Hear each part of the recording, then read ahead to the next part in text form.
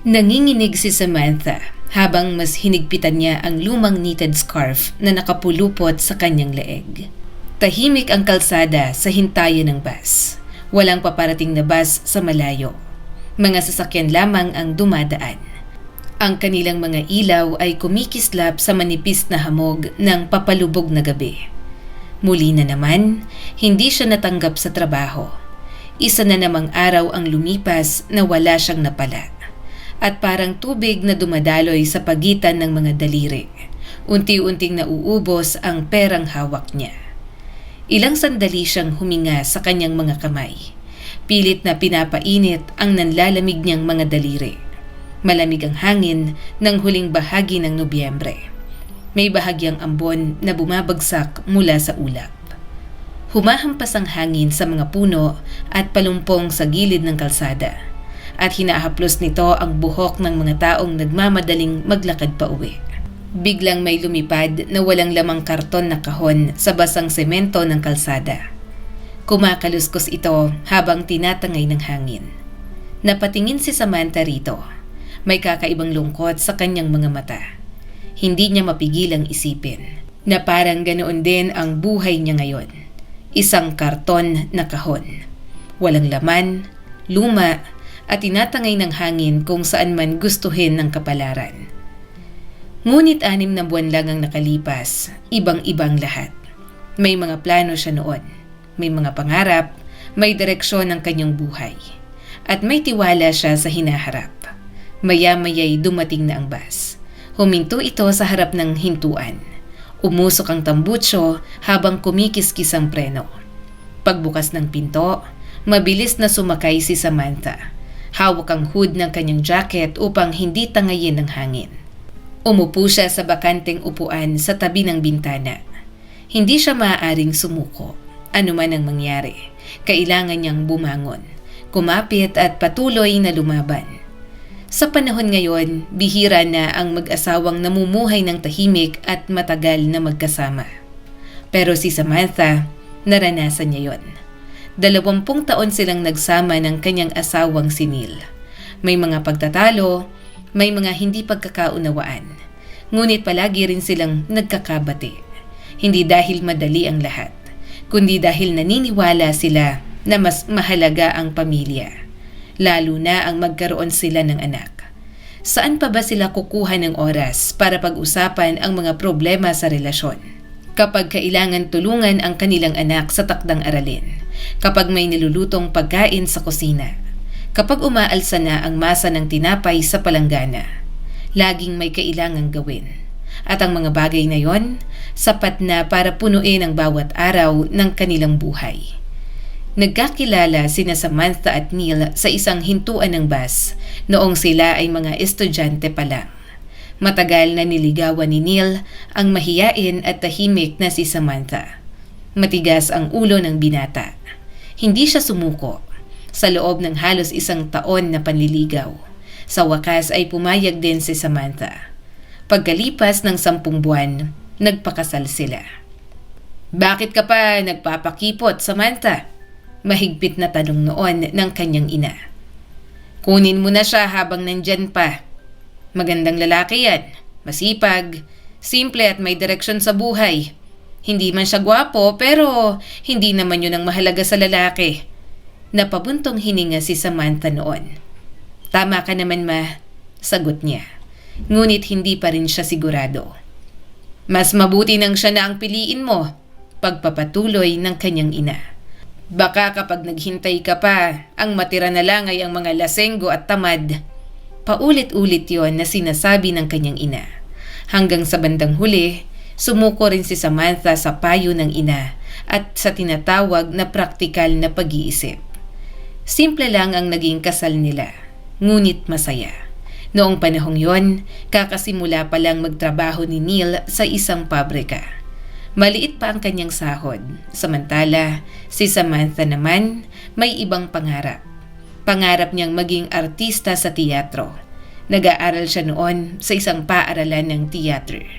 Paano nga ba mabubuhay ang isang pamilya kung ang asawa ay isang ordinaryong manggagawa at ang asawa naman ay isang nangangarap na artista? Hindi sila mayaman. Sa simula, nakikitira sila sa bahay ng mga magulang ni Neil. 2 maliit na kwarto lamang ang kanilang ginagamit. At gaya ng madalas mangyari, hindi naging madali ang pakikisama sa biyanan.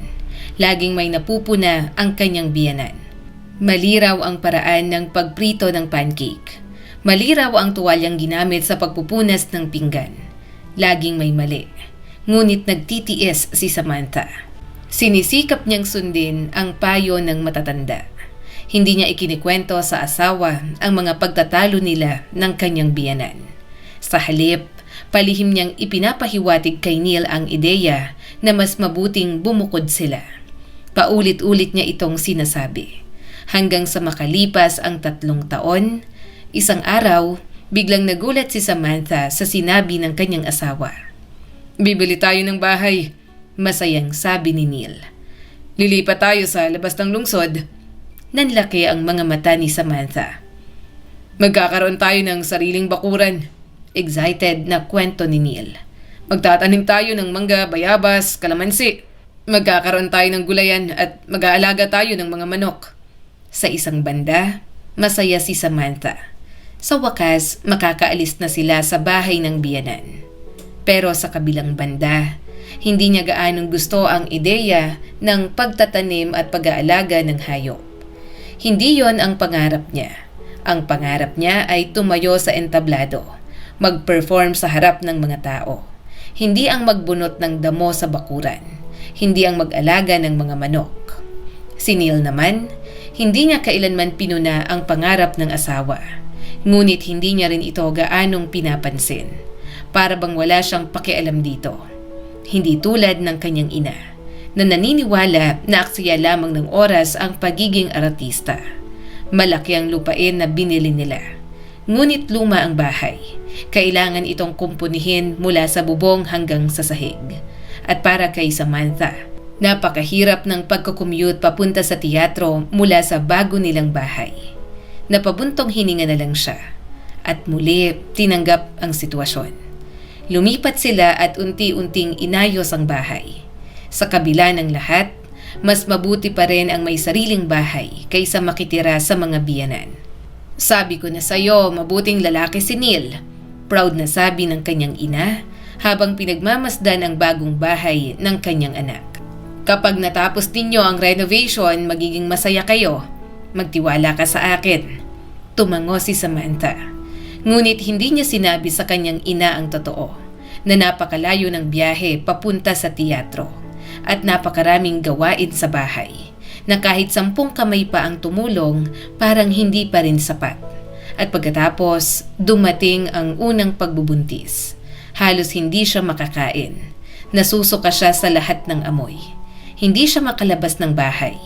Gayunpaman, patuloy pa rin siyang nagluluto para sa asawa, habang pilit na pinipigilan ang pagsusuka. Sa ganoong kalagayan, napilitan siyang ihinto ang kanyang trabaho sa teatro.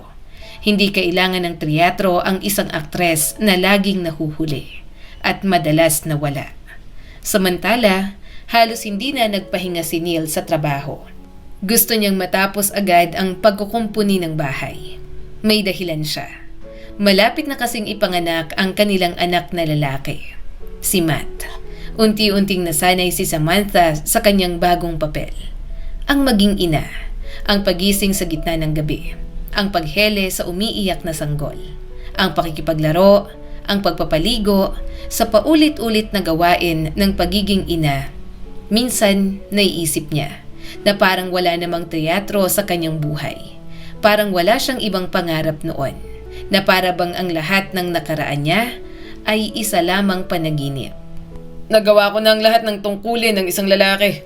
May halong pagmamayabang na sabi ni Neil sa harap ng kanyang pamilya noong kanilang 5th anibersaryo ng kasal. Habang nagsasalita, isa-isa niyang binilang sa kanyang mga daliri. "Nakapagpatayo ako ng bahay, nakapagtanim ako ng puno at nagkaroon ako ng anak." Ikinaway niya ang kamay patungo sa bintana, kung saan makikita ang mga halaman sa bakuran. Pagkatapos ay marahang hinaplos ang ulo ng kanilang 2 taong gulang na anak na si Matt, nakaupo sa kandungan ni Samantha. Tuwing dumarating ang tag-init, napakaraming trabaho ang naghihintay kay Samantha.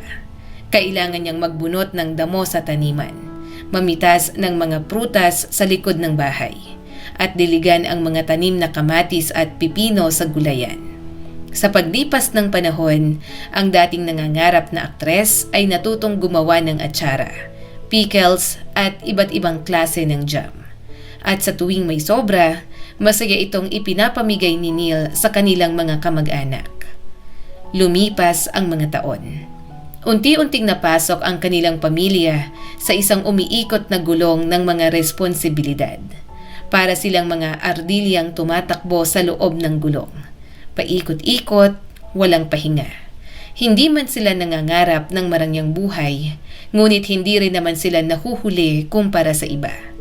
Sa gitna ng lahat ng yon, unti-unting nawala ang puwang para sa mga pangarap ni Samantha. Wala ng lugar sa pag-aartista.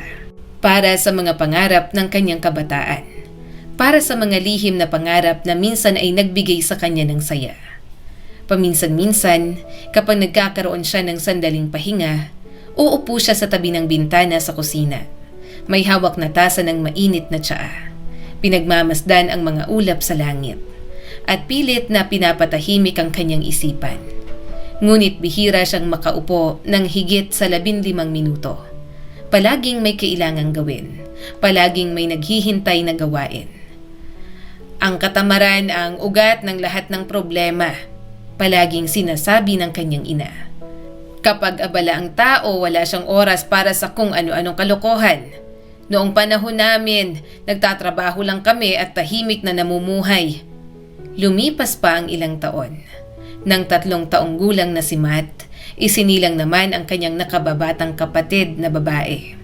Pinangalanan nila siyang Anita. Kung titingnan mula sa labas, mukhang perpekto ang kanilang pamilya. Isang masipag na padre de pamilya, isang mapagkalingang asawa, at 2 mababait na anak. Madalas, bumibili si Neil ng laruan at matatamis na pagkain para sa mga bata. Pinagmamasdan yun ni Samantha ng may saya. Ngunit paminsan-minsan, may isang matalim na kirot ang tumatagos sa kanyang dibdib. Ang pangungulila sa kanyang minamahal na teatro. Kahit lumipas na ang maraming taon, naalala pa rin niya ang amoy ng entablado, ang mga biruan sa dressing room, ang maalikabok na kortina sa sulok, at ang lumang upuan sa ikalimang hanay ng teatro na lagi niyang inuupuan noon. Habang lumalaki ang mga bata, minsan ay ipinapadala sila ni Neil sa summer camp tuwing bakasyon.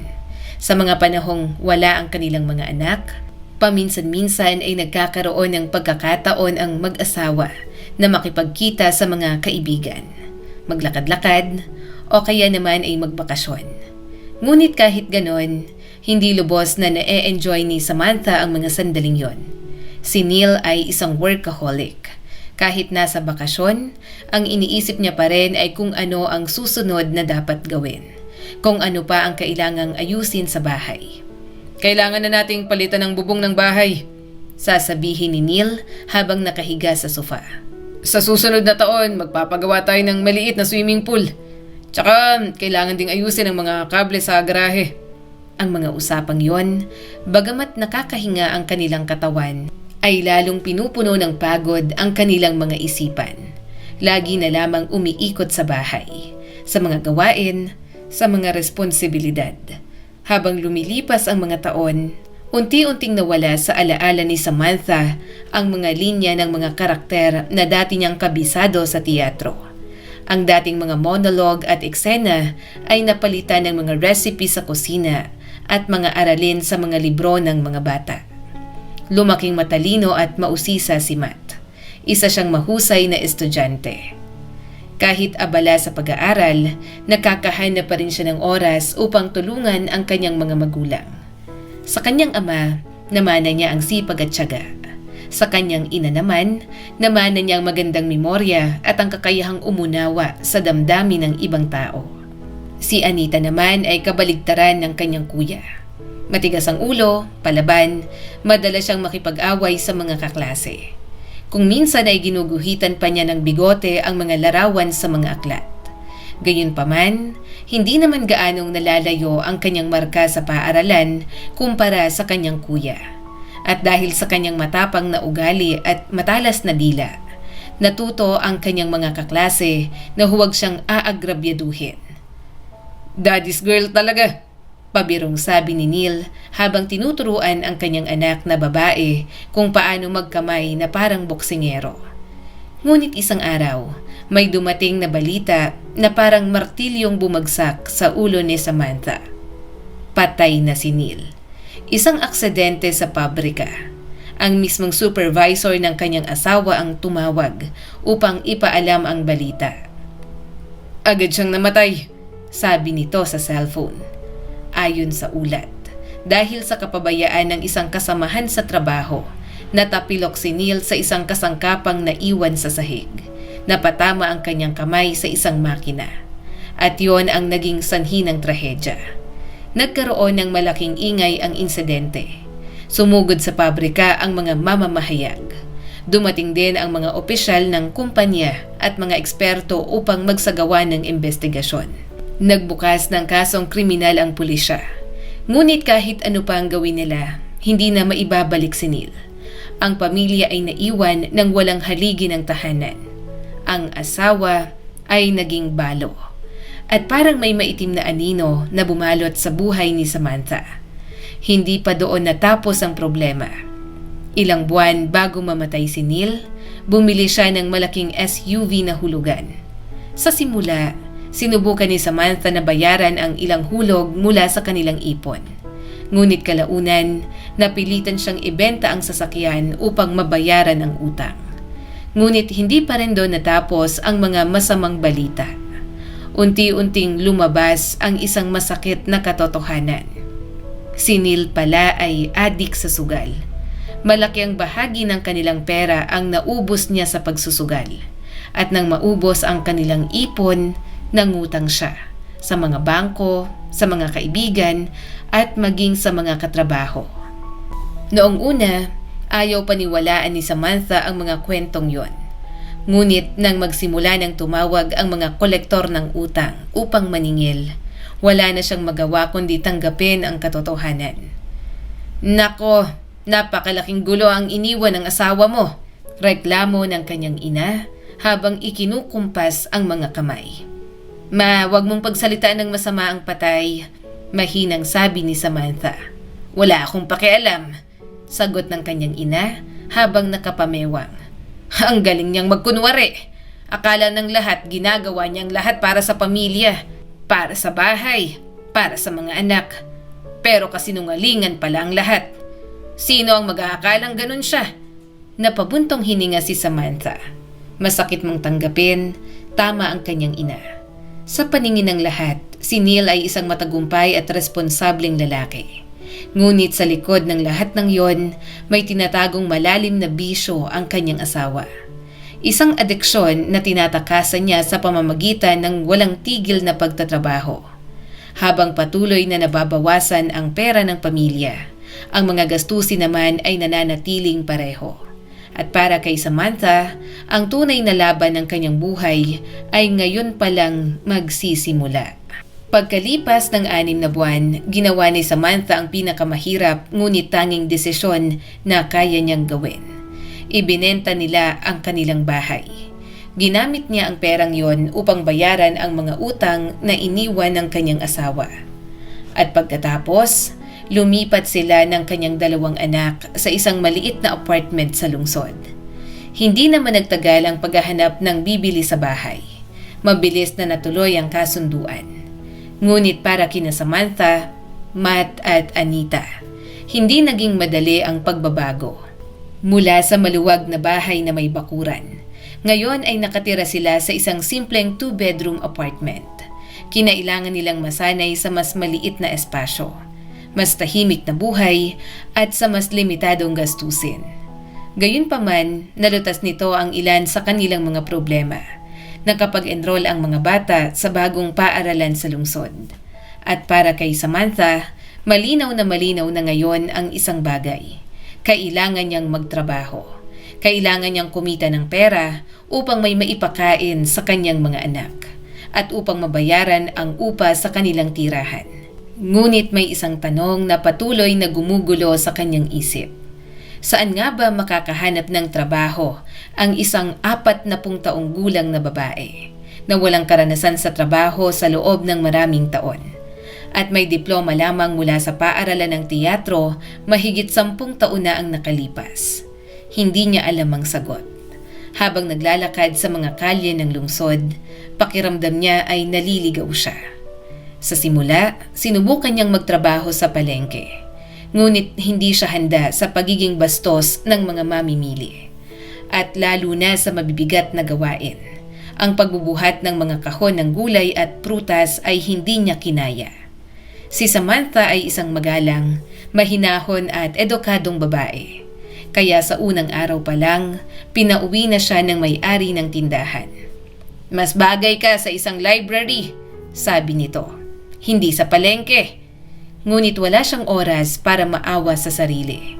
Kaya sinubukan niyang muli. Nakapagtrabaho siya bilang tagapamahagi ng mga sulat at dyaryo. Sa unang tingin, mukhang maayos ang lahat. Araw-araw siyang naglalakad sa mga kalye upang maghatid ng mga liham. Nakikinig siya sa mga audiobook habang naglalakad. At bago pa dumilim, nakakauwi siya sa bahay. Halos wala siyang mairereklamo. Ngunit nang matanggap niya ang kanyang unang sahod, parang gumuho ang kanyang pag-asa. Halos hindi nito kayang bayaran ang kuryente, tubig at pagkain. "Huwag kang mag-alala, ma," sabi ni Matt at Anita upang aliwin siya. "Makakahanap ka rin ng mas magandang trabaho. Pwede rin kaming magtrabaho pagkatapos ng klase," dagdag pa nila. "Pwede kaming mamigay ng flyers o maglakad ng mga aso." "Hindi," mabilis na putol ni Samantha habang ikinukumpas ang kanyang mga kamay. "Kailangan yung mag-focus sa pag-aaral. Ako nang bahala." Mahigpit niyang niyakap ang kanyang mga anak. Habang nagkakatinginan ang magkapatid, may lihim na kasunduan sa kanilang mga mata. Siyempre, hindi naman nila balak pabayaan ang kanilang pag-aaral. Ngunit hindi rin nila kayang panoorin na nag-iisa ang kanilang ina sa pagdadala ng lahat ng problema. Kaya nang hindi alam ni Samantha, nagsimula silang magtrabaho ng part-time. Samantala, nagdesisyon si Samantha na umalis sa trabaho sa paghahatid ng sulat. Kahit mahirap ang trabaho, mas gugustuhin niyang kumita ng mas malaki. Kalaunan, nakuha siya bilang tagahugas ng pinggan sa isang restaurant. Araw-araw siyang nagtatrabaho ng 10 hanggang 12 oras. Hugas ng baso, hugas ng plato, hugas ng kawali at pag-uwi niya sa bahay, halos hindi na niya maramdaman ang kanyang katawan sa pagod. Minsan pa nga, nakakatulog siya sa upuan habang hawak ang tasa ng kape. Pagkalipas ng isang buwan, punong-puno ng mga sugat at galos ang kanyang mga kamay. Masakit ang kanyang mga daliri. Natuyo ang balat dahil sa matitinding detergent at sa palagi ang pagsusuot ng guwantes. Nagsimula ring sumakit ang kanyang likod, maging ang kanyang mga tuhod. "Ma, bakit hindi ka nalang maghanap ng ibang trabaho?" Pakiusap ng kanyang mga anak. "Sinisira mo ang kalusugan mo sa lababo na yon." "Maganda naman ang bayad," sagot ni Samantha. Kahit alam niyang tama ang kanyang mga anak, ngunit tila may ibang plano ang kapalaran. Isang araw, habang abalang restaurant sa maraming customer, nagkamali si Samantha. Pumunta siya sa likod upang kumuha ng bagong sponge at basahan. Ngunit nakalimutan niyang patayin ang gripo. Patuloy na dumaloy ang tubig mula sa lababo, hanggang sa umapaw ito sa sahig ng kusina. Umabot sa tubig ng freezer at nagkaroon ng short circuit sa mga kable. Napuno ang kusina ng amoy ng nasusunog na electronics. May mga kumikislap na spark at may mga tunog na parang may pumuputok na kable. Galit na galit ang manager at ang chef ng restaurant. Mahigpit nilang pinagalitan si Samantha. Hindi lang yon, hindi na nila ibinigay ang kanyang sahod sa araw na yon at pinauwi siya. "Hindi ka na namin kailangan dito." Habang pinupunasan ng mga luha, mabilis na umuwi si Samantha. Kinabukasan, muli siyang nagsimulang maghanap ng trabaho. Sinubukan niya sa isang nursing home, ngunit hindi siya tinanggap dahil wala siyang medical training. Sinubukan niya sa pet store, Ngunit nang sabihin sa kanya na kailangan niyang linisin ang kulungan ng mga ahas, hindi niya kinaya. Sa ibang lugar naman, sinasabi nilang matanda na siya para sa trabaho. Sa iba naman, wala raw siyang sapat na karanasan. At may ilan na ayaw lamang sa kanyang itsura. Ang kumpanya namin ay pinahahalagahan ng imahe, sabi ng may-ari ng isang bridal shop habang pinagmamasdan ang kupas na blouse ni Samantha. Sa tingin ko magiging problema yon. Tahimik na umalis si Samantha sa tindahan. Nakayuko ang ulo, unti-unti na siyang nasasanay sa pagtanggi. Napakaraming beses na niyang narinig ang salitang hindi. Hinigpitan niya ang kanyang scarf at naghintay ng bus sa hintuan. Hindi niya alam na sa ibang bahagi ng lungsod, may isang pamilya na malapit ng magpabago ng kanyang kapalaran. Sir Rene, magre-resign na po ako, sabi ng isang kasambahay habang nagmamadaling nag-impake ng kanyang mga gamit. Natulala si Rene habang nakatayo sa hallway ng kanilang malaking bahay. Claire, sigurado ka ba? Tanong niya. Ikaw na ang pangatlong kasambahay na umalis sa loob lamang ng 2 buwan. Pinapaalis ka rin ba ni Ali? Pasensya na ho, sagot ng babae habang isinusuot ang kanyang jacket. Kahit sino pang mag-alaga sa batang yun hindi kakayanin. Lalo na ang katulad ko na hindi naman niya pinapakinggan. Napabuntong hininga si Rene. Kahit ang mga kasambahay na inirerekomenda ng agency bilang matitibay ang pasensya, hindi kinakaya ang kanyang anak. Magandang araw na lang po, sabi ng babae bago umalis at malakas na isinara ang pinto. Napahilot si Rene sa kanyang ulo. Kailangan ko nang gumawa ng paraan sa anak ko, bulong niya. Kung hindi, mauubos na ang lahat ng kasambahay sa lungsod. Mas mabilis pa kumalat ang chismis kesa sa alon sa tubig. Masyadong abala si Wendy. Ako naman ay laging nasa trabaho. At si Eliza, ay nako, wala talagang pag-asa. Umalis na naman siya. Nakaupo si Eliza sa hagdanan. Nakahiga sa sahig habang nakabitin ang kanyang mga paa sa pagitan ng mga rehas. At ipinagmamalaki mo pa yon? Tanong ni Rene. Hindi naman, sagot ni Eliza habang nakatingin sa kisame. Ipagmamalaki ko kung tumagal lang siya ng 1 araw. Ang isang yun, halos 1 buwan pa. Halika na Dad, mag-hire ka na ng bagong kasambahay. Babasagin kong record sa kanya. Napapikit si Rene at pinisil ang kanyang sentido. Hindi dapat sinasaktan ng mga bata. Mahina niyang bulong. Si Eliza na 15 taong gulang ay mukhang isang anghel. Ngunit ang kanyang ugali ay parang demonyo. Ang paborito niyang libangan ay subukin ang pasensya ng ibang tao. Lalo na ang kanyang mga guro at ang mga kasambahay sa bahay. Bilang anak ng isang mayamang pamilya, naniniwala si Eliza na kayang solusyonan ng pera ang lahat. Kaya pakiramdam niya ay may karapatan siyang gawin ng kahit na ano. Minsan, naglalagay siya ng peking love letter mula sa kasambahay papunta sa hardinero. At mula naman sa hardinero papunta sa kasambahay. Natatawa siya habang pinapanood ang gulo na kanyang ginawa.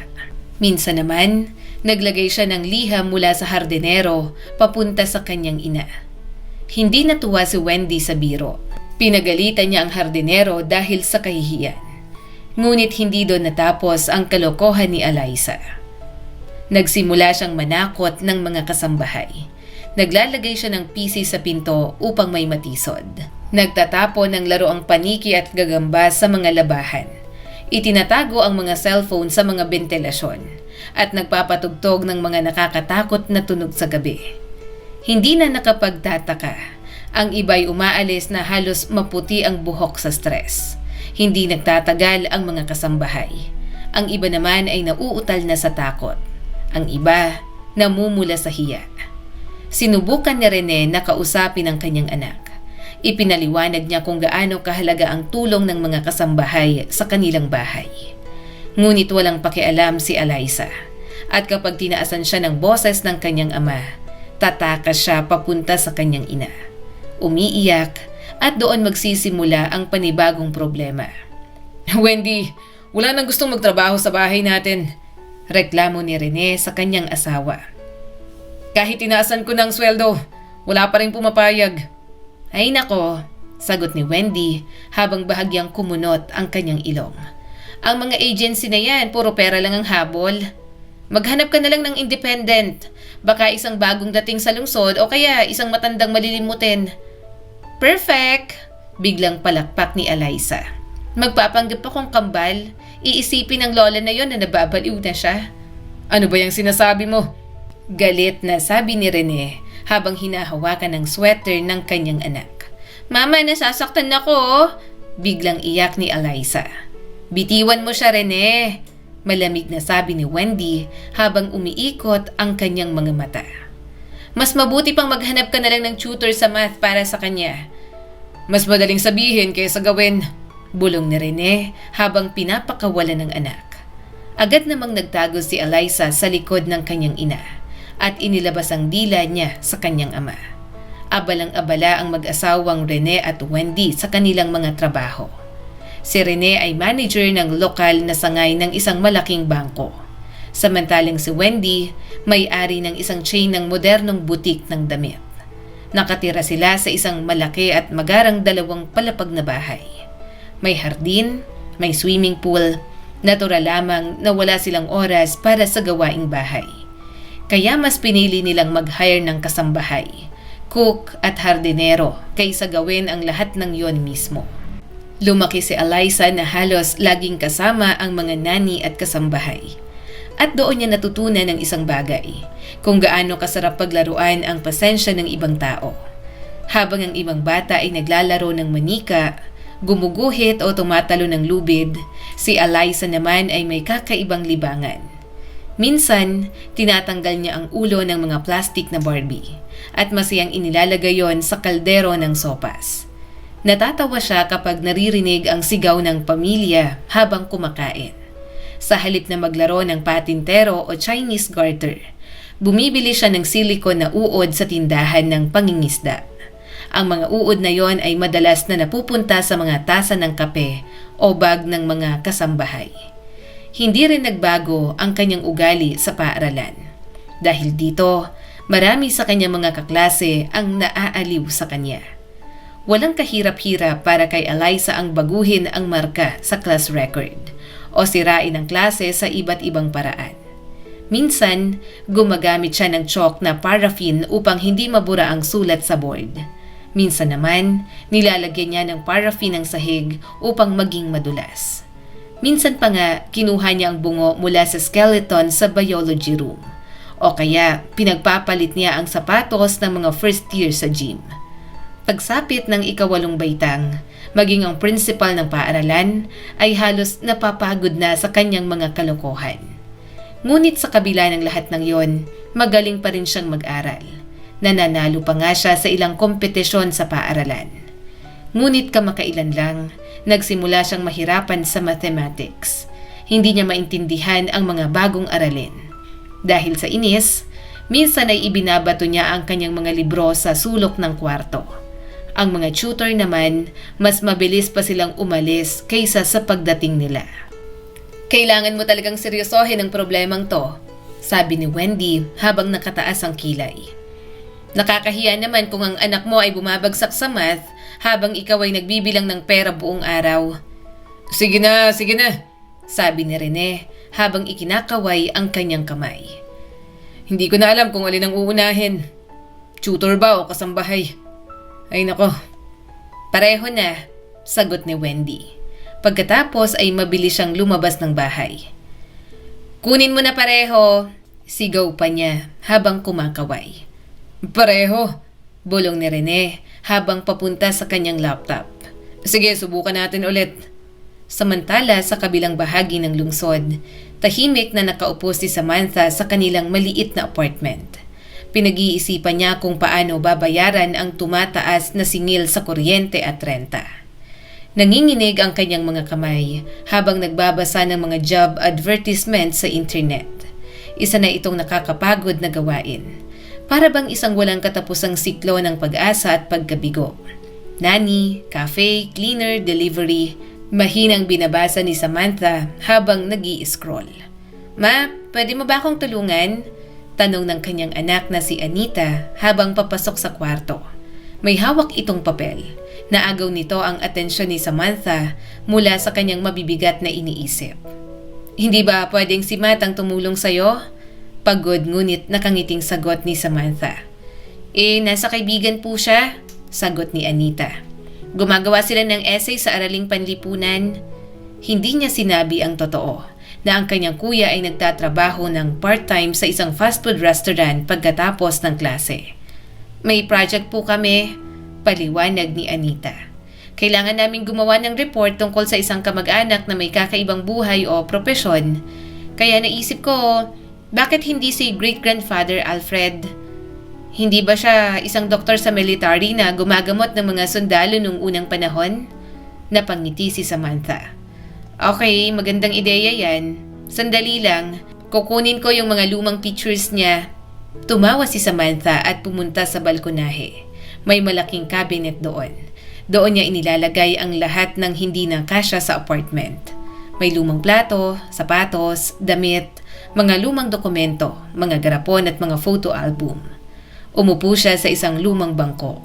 Tinanggal ang alikabok sa isang lumang album na may pulang cover. Ayan na, sabi niya. Etong lolo ko? Si Lolo Alfred? Ipinakita niya kay Anita ang isang lumang litrato. Sa larawan, may isang matikas na lalaki na nakasuot ng puting coat. Napapalibutan siya ng mga sundalo at may hawak na medical bag. Interesadong pinagmamasdan ni Anita ang litrato. Naglabas si Samantha ng iba pang larawan. Habang ikinikwento niya kung gaano kahirap ang buhay ng mga doktor noon, halos 30 minuto silang nagkwentuhan. Salamat ma, masayang sabi ni Anita. Bukas siguradong mamamangha ang buong klase sa report ko. Ngunit habang papasok si Anita sa kwarto dala ang album, may isang mas bagong litrato ang biglang nahulog mula sa loob nito. Napatingin si Samantha sa sahig. Kinuha niya ang larawan. Isang batang lalaki na may kulot na buhok ang nasa litrato. Masayang nakangiti. May hawak na tunaw na ice cream sa stick. May mancha ng ice cream ang kanyang puting t-shirt. Napangiti si Samantha. Marahan niyang hinaplos ang litrato. Naalala niya ang mainit na araw ng Mayo na yon. Naglakad sila sa lungsod matapos makuha ang kanilang mga marka sa paaralan. Nagpakain sila ng mga kalapati at bumili sila ng ice cream. Ngunit kalahati nito ay agad na nahulog sa semento. Kinain yon ng mga ibon. At sabay silang nagtawanan. Buti na lamang nadala niya noon ang kanyang lumang kamera. Film camera pa yon. Ngunit napakahalaga ng mga larawang nakuha niya gamit yon. Ang batang nasa larawan, si Rene. Isang taon itong mas matanda sa kanya. At siya ang pinuno ng kanilang parallel class sa school. Gwapo. At siya ang unang lumapit kay Samantha. At mula noon, nagbago ang lahat. Ang mabilis at masidhing pag-iibigan nina Rene at Samantha noong high school ay parang bagyong dumaan sa kanilang kabataan. Halos lahat ng nakakakilala sa kanila ay sigurado sa isang bagay. Balang araw, magpapakasal ang dalawa. Para sa marami, tila perpekto sila para sa isa't isa. 2 taon silang naging magkasintahan. Magkasama nilang sinalubong ang liwanag ng umaga pagkatapos ng kanilang graduation party. Pareho silang nangangarap na makapasok sa iisang kolehiyo. Ngunit may ibang plano ang ina ni Rene para sa kinabukasan ng kanyang anak. Hindi niya gusto si Samantha. Para sa kanya, si Samantha ay isang simpleng babae mula sa mahirap na pamilya. At higit sa lahat, ayaw niyang maging artista ang magiging manugang niya. Para sa ina ni Rene, ang pag-aasawa ng maaga ay sisira lamang sa karera ng kanyang anak. Tutal, naipaghanda na niya ng magandang kinabukasan si Rene. May koneksyon ang kanyang ama. May nakahandang posisyon para sa kanya sa hinaharap. Ang kailangan na lamang ay ang tamang edukasyon. Kaya ipinadala si Rene sa isang prestihiyosong universidad sa Maynila. Malayo sa kanyang mapanganib na pag-ibig. At isang araw, bigla na lamang siyang nawala. Walang iniwang numero ng telepono, walang address, walang paliwanag. Parang biglang naglaho. Minsan, nakita ni Neil ang isang lumang larawan ni Samantha kasama ang kanyang dating nobyo noong high school. Galit na galit siya. Pinilit niyang ipatapon ang lahat ng larawan nito. Habang pinipigilan ang kanyang mga luha, ginupit ni Samantha ang larawan gamit ang gunting. Ngunit tila may isang litrato ang nakaligtas. At ngayon, ang larawang yon ang nagpasiklab ng bagyo ng mga alaala sa kanyang puso. Sa isang sandali, pakiramdam ni Samantha na parang hindi kailanman nangyari ang nakalipas na 20 taon. Para bang wala siyang naging asawa na si Neil. Para bang kahapon lamang magkasama silang kumakain ni Rene ng ice cream. At sa labas ng bintana, namumulaklak ang mainit na buwan ng Mayo, hindi ang malamig na Nobyembre. "Ma, bakit ka nakaupo sa sahig?" Biglang tanong ni Anita habang sumisilip sa balkonahe. "Lalamigin ka dyan, pumasok ka na po." Parang nagising si Samantha mula sa isang malalim na alaala. Napagtanto niyang nakaupo pala siya sa sahig. Mahigpit na hawak ang litrato. "Naubos na po ang asin?" sabi ni Anita. "Bibili na lang ako sa tindahan." Hindi. Mabilis na sagot ni Samantha. "Ako na lang ang bibili. Mag-aral ka na lang. Huwag kang magpa-distract." Mabilis niyang sinuot ang kanyang jacket. Kinuha ang kanyang bag, isinuot ang sapatos at lumabas ng apartment. Umaasa siyang tatangayin ng malamig na hangin ang mga alaala sa kanyang isip. Hindi na siya maaaring magpakalunod sa nakaraan. Ang kasalukuyan ang nangangailangan ng kanyang lakas. Kumikislap ang ilaw ng maliit na tindahan sa kanto. Madalas siyang bumibili roon ng mga pang-araw-araw na kailangan. At naging kaibigan niya ang mabait na tindera na si Mina. "Hindi na ako babalik sa batang yon kahit doble pang bayad." Narinig ni Samantha ang isang babaeng nagrereklamo habang kausap ang may-ari ng tindahan. "Hindi gawa sa bakal ang mga nerbiyos ko, no? Maghanap na lang sila ng ibang baliw na papayag magtrabaho doon." Hindi sinasadyang narinig na Samantha ang usapan. "Claire," sabi ni Mina habang hinihiwa ang sausage sa likod ng counter. "Sa tingin ko dapat nagtiis ka na lang. Mas mabuti ng mainit ang bahay, malaki ang sahod at malapit sa tirahan. Kahit makisama ka sa isang pilyong bata." "Ay nako, mas gugustuhin ko pang maging kargador kaysa bumalik sa bahay na yon," sagot naman ni Claire. "Halos sumabog ng blood pressure ko sa kalokohan ng batang yon." Pagkatapos ay kinuha niyang sausage at nagbayad. "Babalik ako bukas para doon naman sa cookies. Mag-ingat ka, Claire," paalam ni Mina. Pagkatapos ay lumingon siya kay Samantha. "Hi, anong bibilhin mo?" Tinuro ni Samantha ang isang balot ng asin. Pagkatapos ay nag-atubili siyang magtanong. "Ano bang nangyari sa trabaho ng babaeng yon?" "Ah, si Claire," sagot ni Mina. "Nagtrabaho siya bilang kasambahay sa isang mayamang pamilya. Diyan lang sa kabilang barangay, dun sa malaking subdivision, yung pangmayaman. Umalis siya dahil hindi niya kinaya yung kalokohan ng anak ng may-ari." Napaisip si Samantha. Wala na rin naman siyang mawawala. At magiging katangahan kung hindi niya susubukan. Naghahanap din kasi ako ng trabaho." Mahina niyang sabi. "Sa narinig ko ay parang hindi naman ganun kahirap ang trabaho." Nagulat si Mina. "Sigurado ka ba?" Kaya ko makisama sa kahit anong bata," dagdag ni Samantha. Napangiti ang tindera. Ang tapang mo. Sige, isusulat ko ang address para sa'yo." Habang naghahanap si Mina ng notebook at lapis sa ilalim ng counter, pakiramdam ni Samantha ay biglang luminaw ang kanyang isip. Parang may liwanag na sumikat pagkatapos ng isang mahabang bagyo. Kinabukasan ng umaga, mahigpit na hawak ni Samantha ang papel na may address. Bahagyang nanginginig ang kanyang mga kamay. Kahit sanay na siya sa maraming job interview, kinakabahan pa rin siya. Halos 10 minuto siyang nakatayo sa harap ng gate ng isang malaking bahay sa mayamang subdivision. 15 minutong lakad lamang yon mula sa kanilang apartment. Napahanga si Samantha sa bahay. May malalaking panoramic windows. Isang napakalawak na veranda na may salamin. Marble ang mga tiles. May eleganteng bakal na bakod. At mga kakaibang halaman na ginawang parang mga sculpture. Sa sandaling pipindutin na sana niya ang doorbell. May isang itim na kotse na dumating sa harap ng gate. Nagulat siya at napalingon. Binaba ng isang lalaki na nakaayos na suit ang bintana ng kotse. May tutulong ba ako? Tanong nito. Naghahanap po sana ako ng trabaho bilang kasambahay, sagot ni Samantha. Kung ganon, nasa tamang lugar ka, nakangiting sagot ng lalaki. Sandali lang. Unti-unting bumukas ang gate. Pumasok ang sasakyan sa loob ng bakuran. At pagkalipas ng ilang sandali, ang mismong may-ari ng bahay ang lumabas upang buksan ang gate. Galing ka ba sa agency? Tanong niya. Wala kaming natanggap na tawag tungkol sa interview. Ako si Rene. At ikaw? Tiningnan siya ni Samantha mula sa gilid ng kanyang mga mata. May kakaibang kaba sa kanyang dibdib. Hindi niya alam kung bakit. Ito ba ay kaba o isang lumang damdamin na muling bumabalik? Samara, sagot niya.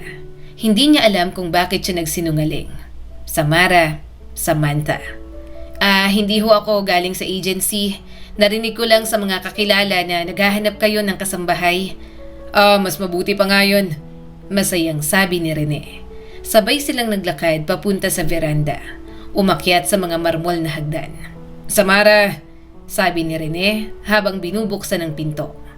Hindi naman kami humihingi ng kakaiba. Kailangan lang linisin ang bahay ilang beses sa isang linggo at magluto para sa pamilya. Kumusta naman ang iyong pagluluto? Wala pa namang nagrereklamo, sagot ni Samantha. Habang pinagmamasdan ang mataas na kisame ng bahay at ang paikot na hagdan. Kaya kong magluto ng sopas, ulam, salad. Kaya ko rin mag-bake ng cake. Magaling, sabi ni Rene. Itinuro niya ang mga tsinelas sa syurak. 3 lang kami dito. Ako, ang asawa ko at ang anak namin. Gaya ng nakikita mo, wala kaming oras para sa gawaing bahay. Kaya ikaw na ang bahala sa mga yon. Kaya mo ba? Sa tingin ko kaya ko, mahinang sagot ni Samantha. Isinuot niya ang tsinelas at sumunod kay Rene papunta sa kusina. Lahat ng cleaning supplies ay nasa cabinet sa likod ng kusina. Paliwanag ni Rene habang ipinapakita ang paligid ng bahay. Kung may maubos, sabihin mo lang sa akin at bibili ako. Nagpatuloy siya sa pag-iikot. May 2 linggong menu sa kusina, dagdag pa niya. Pero hindi mo naman kailangang sundin yon ng eksakto. Ang mahalaga lang ay maihain ang almusal sa tamang oras. Magtatrabaho ka tuwing weekday, 2 beses sa 1 buwan ng bayad. Cash, at kung pumapayag ka ay pwede ka nang magsimula agad bukas. Opo, pumapayag ako. Mahinang sagot ni Samantha habang tumatango-tango. Samara, sabi ni Rene habang maingat na pinipili ang kanyang mga salita. Ang anak namin, si Eliza, medyo may pagkapili. Kung magkaroon man ng hindi pagkakaintindihan ay sabihin mo agad sa akin. Okay ba? Opo, Mr. Rene, sagot ni Samantha. Tahimik niyang pinanood ang lalaki habang papalayo ito. Hindi pa rin siya sigurado kung tama ang kanyang hinala. Napakatagal na ng panahon at kung siya nga talaga yon, hindi siya nakilala ni Rene. O baka naman, hindi niya naalala ang lahat ng nangyari sa pagitan nila noon. Napakaraming tanong ang sabay-sabay na pumapasok sa kanyang isip. Hayaan mo na, utos niya sa sarili. May asawa na siya at mukhang masaya naman. Bakit pa niya kailangan maalala ang nakaraan niya kasama ang isang mahirap na babae?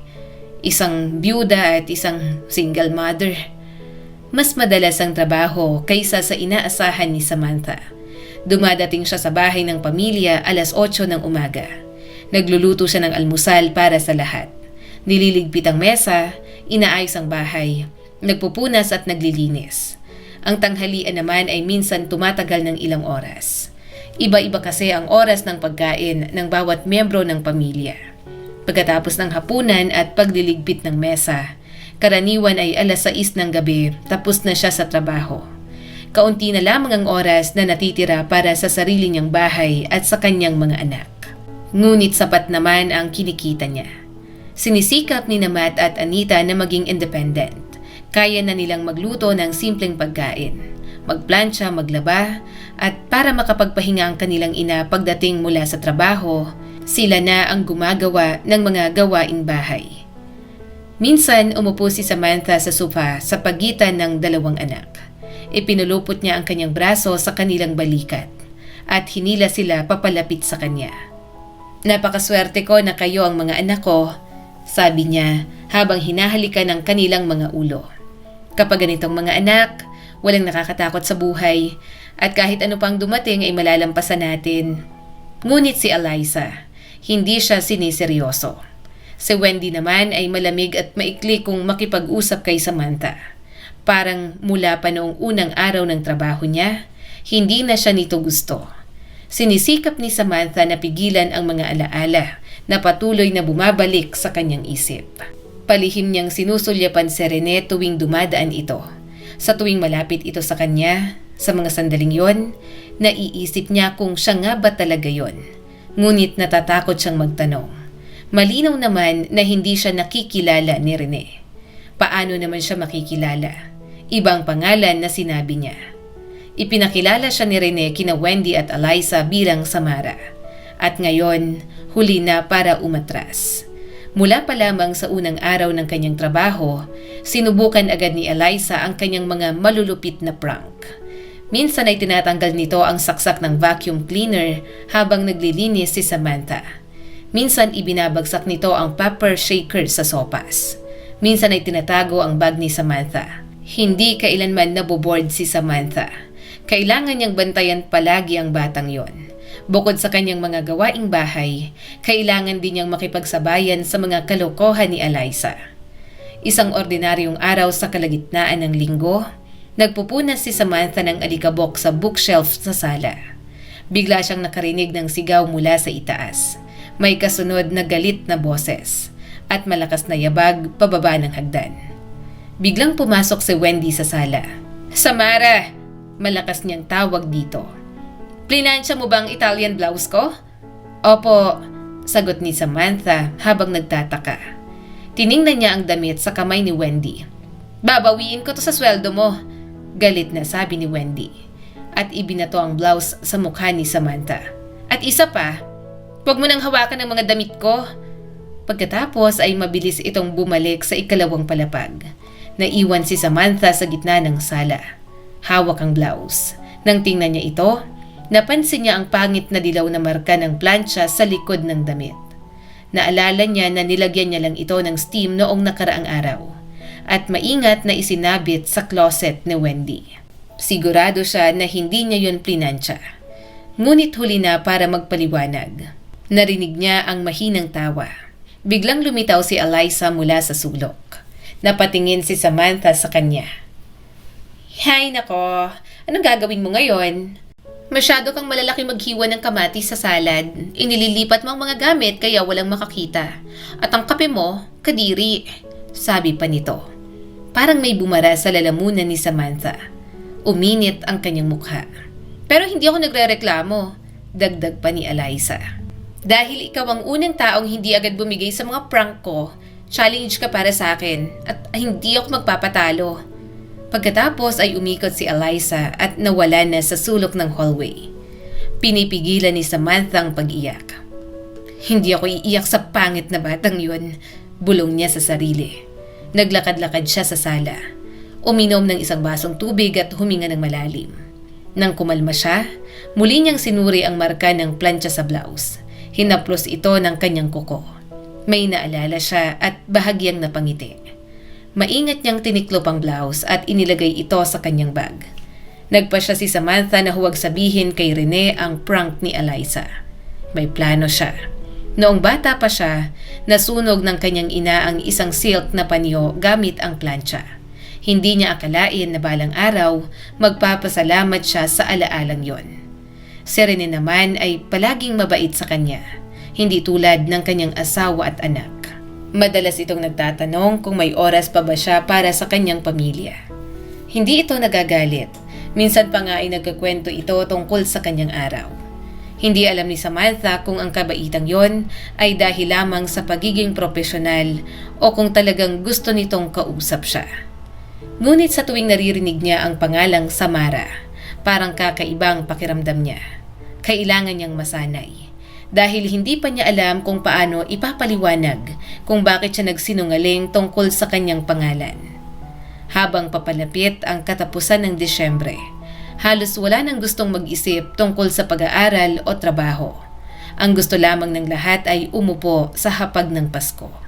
kumain ng masarap na pagkain, maghanap ng mga regalo sa ilalim ng Christmas tree, at iwan ang lahat ng problema sa nakaraang taon. Nag-aayos si Samantha ng mga plato sa kitchen cabinet nang bigla niyang marinig ang malakas na ingay mula sa hallway. "Bibigyan kita ng regalo!" Galit na sigaw ng dating kalmadong si Rene. "Mag-aaral ka buong bakasyon?" "Hindi!" Matigas na sagot ni Eliza kahit halatang hindi siya sigurado.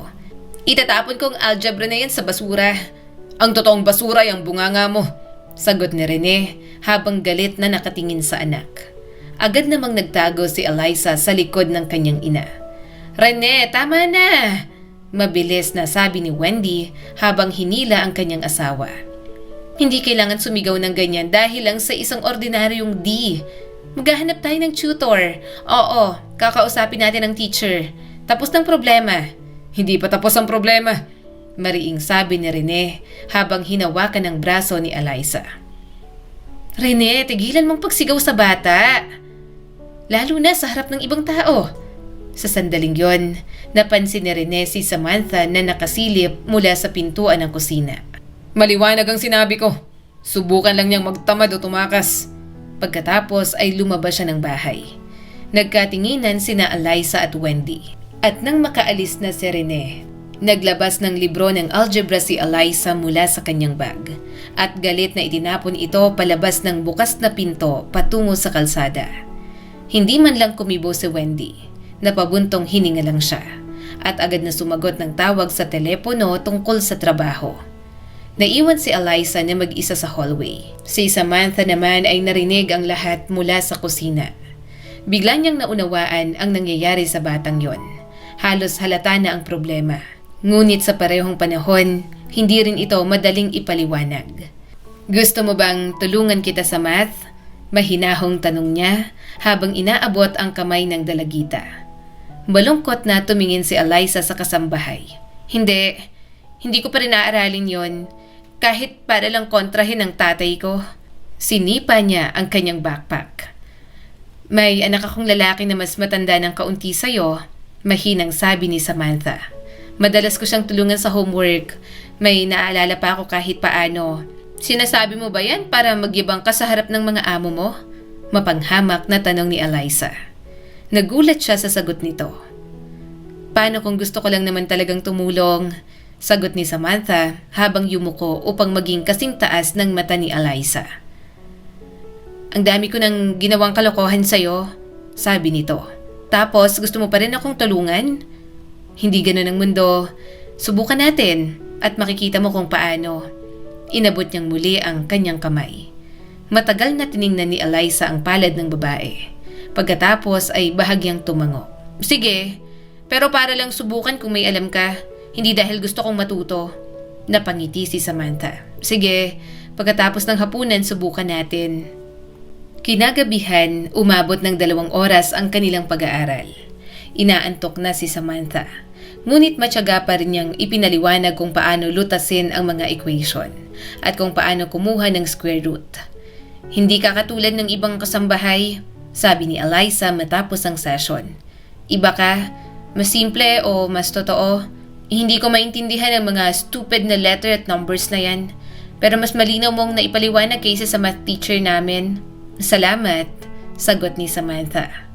"Pero sa tingin ko, hindi ko na maalala ang susunod na mga topic." Tinuro niya ang susunod na bahagi ng libro. Bahagyang nadismaya si Eliza. "Pero ang anak kong lalaki," dagdag ni Samantha. "Naalala niya pa lahat. Kung gusto mo, pwede siyang tumulong sa'yo. Kung magaling siyang magpaliwanag tulad mo, sige, papayag ako," sagot ni Eliza. "Sasabihin ko kay Dad." Tumayo siya mula sa upuan at naglakad papunta sa hagdan. "Pasensya na sa mga prank ko sa'yo," dagdag niya pa. "At sa mga sinabi ko, hindi naman ako nasaktan," sagot ni Samantha. Isa pa, iaabot ko na rin to." Kinuha niya mula sa bag ang isang nakatiklop na plastic bag at ibinigay yon kay Eliza. "Pakibalik na lang sa nanay mong blouse." Namula ng husto si Eliza. Mabilis niyang kinuha ang damit at tumakbo paakyat sa hagdan. Masaya namang tinanggap ni Matt ang pakiusap ng kanyang ina. Sanay na rin siyang tumulong sa mga kaklase na nahihirapan sa aralin. Kaya agad siyang pumayag na tulungan ang anak ng amo ng kanyang ina. Ang susunod na hakbang ay kausapin sina Rene at Wendy. Yun ang iniisip ni Samantha habang papunta siya sa trabaho kinabukasan. May nahanap ka ng tutor para kay Eliza? Tanong ni Wendy sa asawa habang maingat na hinihiwa ang itlog sa kanyang plato. Sa totoo lang, sagot ni Rene. Nakausap ko ng isang associate professor ng mathematical analysis sa university. Pwede siyang pumunta 3 beses sa isang linggo. Wendy, napailing si Rene. Kailangan lang niya ng algebra sa school, hindi theory of relativity. Bakit naman sobra-sobra? Dahil kailangan ng tamang kaalaman at professionalism, sagot ni Wendy. Kung may problema tayo, kaya natin kumuha ng pinakamahusay na specialist. Sandali lang, biglang sabi ni Eliza habang papasok sa dining room. May nagtanong ba sa akin? Ayoko sa professor mo, Dad. Si Samara, siya ang nagturo sa akin kagabi at malinaw niyang ipinaliwanag at sinabi niyang tutulungan ako ng anak niya. 3 pares ng mata ang sabay-sabay na napatingin kay Samantha. Nagulat, nagtataka at naghahanap ng sagot. Tinuruan mo si Eliza? Tanong ni Rene. Opo, maingat na sagot ni Samantha. At ako ang nakasagot ng lahat ng homework, agad na pagmamalaki ni Eliza. Dagdag pa ang 3 extra problem, napangiti si Rene. Tumayo siya mula sa mesa. Kung ganoon, hindi na natin kailangan ng associate professor. Kung nagawa ni Samara na tulungan ng maliit nating pasaway. Sandali lang. Malakas na ipinukpok ni Wendy ang kanyang palad sa mesa. Paano makakapagturo ang isang taong walang background sa mathematics? Ma, protesta ni Eliza habang nakapamewang. Ayoko ng mga amateur. Hayaan mong gawin niyang trabaho kung saan siya binabayaran. Malamig na sagot ni Wendy. Tayo nang bahala sa edukasyon ng anak natin. Mariin niyang binigyang diin ang salitang trabaho. May inip lang ako sa professor mo, nakasimangot na sabi ni Eliza. Wendy, sabi ni Rene. Nilibot ni Wendy ng masamang tingin ng lahat. Sige na nga, sarkastiko niyang sabi. Bakit hindi na rin natin ipagkatiwala sa kasambahayang susi ng safe? O kaya imbitahan na rin siya sa birthday ng nanay mo? Sa sandaling yon, may naunawaan si Samantha. Ngayon niya lang napagtanto kung bakit mula pa nung unang araw ay parang wala siyang halaga kay Wendy. Selos. Sa ideyang yon ay tila nakakatawa. Ngunit napakalinaw. Nararamdaman ni Wendy ang isang bagay. May kutob siya at kadalasan, nararamdaman yon ng mga babae kahit walang malinaw na dahilan. Nakatitig si Rene sa kanyang asawa ng may pagtataka. Si Eliza naman ay palipat-lipat ang tingin sa kanilang dalawa. Bigla na lang tumayo si Wendy. May galit sa kanyang mukha at habang dumaraan kay Samantha, malakas niya itong siniko. Nadulas ang mangkok na hawak niya at nabasag sa sahig. Nagkalat ang mga piraso ng salamin sa sahig at ilang sandali lamang ang lumipas, malakas na sumara ang pintuan ng bahay. Umalis si Wendy na galit, papunta sa isa sa kanyang mga tindahan. Nakakahiya naman, sabi ni Rene habang nagmamadaling tumulong kay Samantha sa pagpulot ng mga basag na piraso. Samara, pasensya na. Ayos lang ho, nangyayari talagang mga ganito. Maingat niyang pinulot ang mga piraso ng mangkok, ngunit biglang, aray, napahinto siya. May natapakan siyang matulis na piraso ng salamin. Tumagos iyon sa malambot na tela ng kanyang tsinelas at sumugat sa kanyang paa. Napapikit si Samantha sa sakit. Mabilis siyang inalalayan ni Rene. Maupo ka. May first aid sa cabinet. Maingat niyang inakay si Samantha papunta sa sofa sa kusina. Pagkatapos ay sumigaw siya sa kanyang anak. Eliza, huwag kang lalapit dito. Ayoko masugatan ka rin. Matapos matiyak na maayos nang nakaupo si Samantha, bumalik si Rene dala ang first aid kit. Hubarin mo ng tsinelas mo, sabi niya. Lalagyan ko ng bandage. Kumuha siya ng sipit. Dinisinfect ito gamit ang antiseptic. Pagkatapos ay lumuhod sa harap ni Samantha. Hihilahin ko tong bubog. Masakit to. Kaya mo ba? Tumango si Samantha at ipinikit ang kanyang mga mata. Nang bunutin ni Rene ang salamin para siyang nakuryente sa sakit. At sa parehong sandali, may biglang bumalik na alaala sa kanyang isip. 14 na taong gulang siya noon, mainit ng araw ng tag-init. Kakabili lang nila ng bagong sandals ng kanyang ina. Isinuot niya yun agad at naglakad palabas upang makipagkita sa kanyang mga kaibigan. Nagmamadali siya papunta sa bus stop. Ayaw niyang maghintay pa ng 10 minuto para sa susunod na bus. Bigla siyang nadapa, nasugatan ang kanyang tuhod at naramdaman ang matinding hapdi sa likod ng kanyang paa. May tumusok pala na bakal mula sa paa ng bangko. Nasabit ang strap ng kanyang sandals. At nag-iwan yon ng peklat na habang buhay niyang dadalhin. Bakit hindi ko nalang takpan ng tattoo ang peklat na to? Tanong ni Samantha kay Rene makalipas ang ilang taon habang hinahaplos ang peklat. Uso naman ngayon. Di na kailangan, sagot ni Rene noon. 17 taong gulang siya noon. Tinitigan niya si Samantha na puno ng pagmamahal. Samara, nahugot ko na. Naputol ang alaala ni Samantha sa boses ni Rene. Nakatitig siya roon habang binabalutan nito ang kanyang paa. Bahagyang nanginginig ang kanyang mga kamay. Halos hindi siya makahinga. Imposible. Hindi niya maaring hindi napansin ang peklat na yon. Okay na, sabi ni Rene habang hinihigpitan ng benda. Pagkatapos ay mabilis siyang tumayo at pumunta sa lababo upang maghugas ng kamay. Sinubukan ni Samantha na magsalita, kahit isang salamat man lang. Ngunit parang nawala ang kanyang boses. Napakaraming tanong ang gumugulo sa kanyang isip. Sa kabilang banda ng alaala, may isa pang eksena mula sa nakaraan. Rene, mahal kita. Walang kabuluhan yan, mahigpit na sabi ng nanay ni Rene. Ang anak ko ay may magandang kinabukasan. Mayaman ang pamilya namin. At sino siya?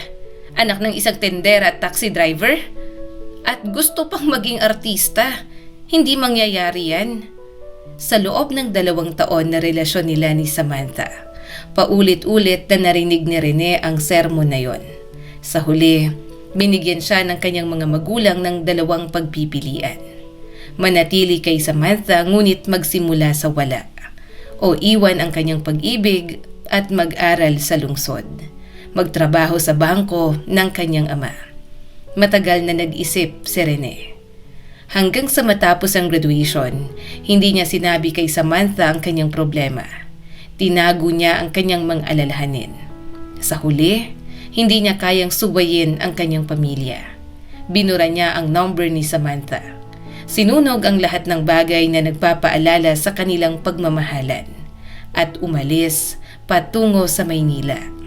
Matapos ang kanyang pag-aaral, nagsimula siyang magtrabaho sa bangko ng kanyang ama.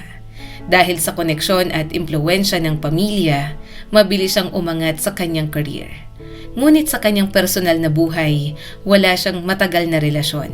May ilang panandali ang pagkikita, ngunit wala talagang tumagal. Ibinaon niya ang sarili sa trabaho upang kalimutan ang sakit at konsensya. Ngunit kahit doon, nakialam pa rin ang kanyang ina. Sa isang pagtitipon ng pamilya, ipinakilala niya si Rene sa anak ng kanyang kaibigan. Isang babae nakakasimula pa lamang sa negosyo ng mga damit. Ang pangalan niya ay Wendy. Pagkalipas ng 6 na buwan, nagpakasal sina Wendy at Rene. Napakalaki at bongga ng kanilang naging kasal.